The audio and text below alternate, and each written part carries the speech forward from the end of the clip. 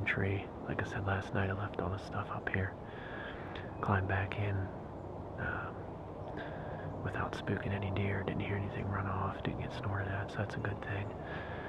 There wasn't any activity on this scrape overnight on the cell camera. So I'm thinking that's also a good thing. You know, if the bucks are up cruising, they'll come and check this thing.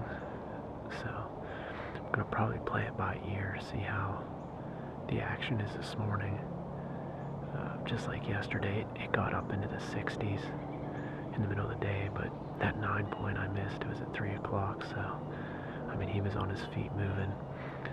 I may get down like middle of the day and go check a couple cameras around here. We'll see. Like I said, I'll just play it by ear and see how the action is this morning.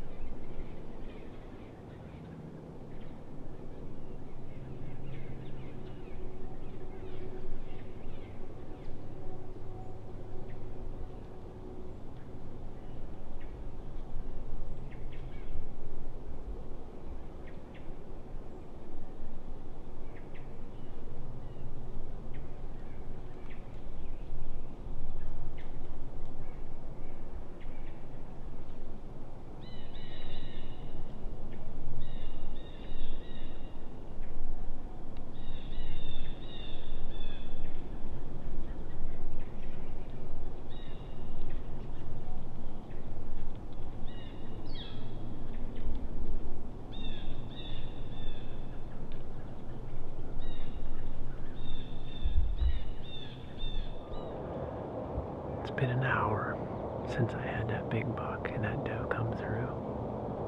Right behind him, I had a little button buck come through the same path, and he's been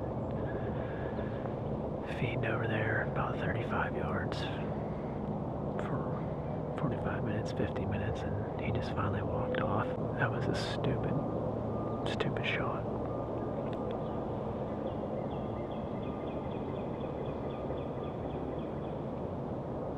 wasn't going to shoot there, and then he just stopped broadside. Just perfect. I ranged him 33 yards. I shouldn't be shooting that far. One good thing is, again, he had no idea what happened. I don't know what it is with these bows. Like, they must be a lot quieter than what they sound like. They just have no idea. I mean, the arrow went in front of his chest. It wasn't high enough, and I yanked it. But he just jumped up there, that thick stuff, and I snort wheezed right away. And he swung around. Pretty much popped right back out where that big 9 was. First thing yesterday morning. Cut across, the doe already angled up towards that ridge. And when she cut across the meadow, she cut across up higher, and he come through that thick stuff. Again, I was just praying that he would come to that scrape right there. But like, I knew my chances of that were about 0 because he's following her. I heard at like 7:45, I heard a couple grunts and crashing up on the hill.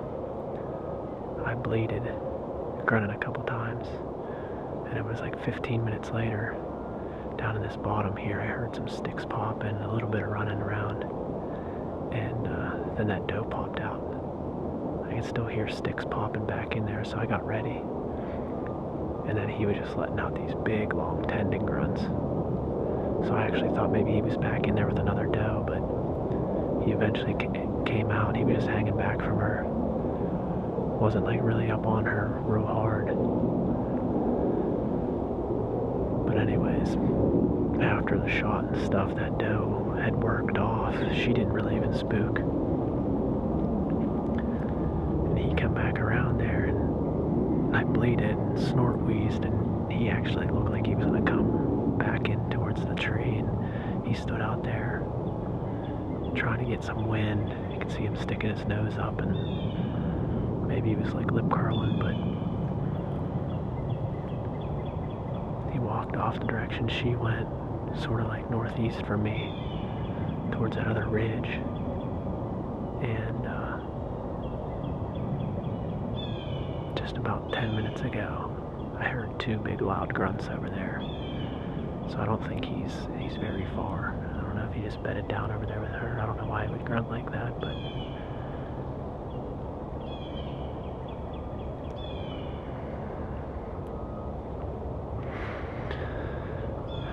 the recurve's definitely fun, but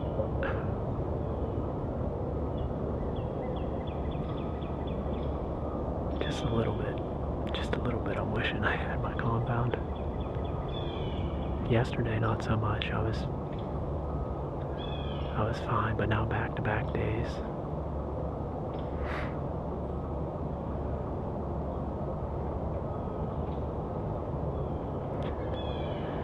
It hurts, but it's not like it was a 20-yard shot that I should have made. Like, I shouldn't even have shot that. Shouldn't even have tried it.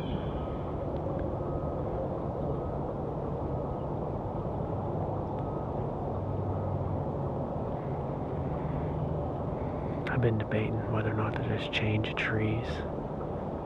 I mean, that tree he was right by, there's a bigger walnut over there.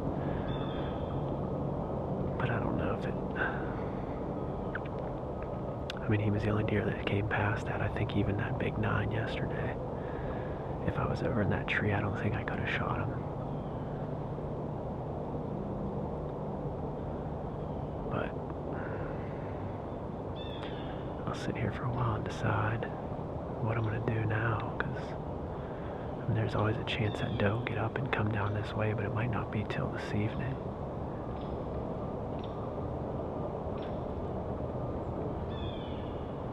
But it was a pretty cool encounter. I'm glad I had the camera with me and at least got it on film.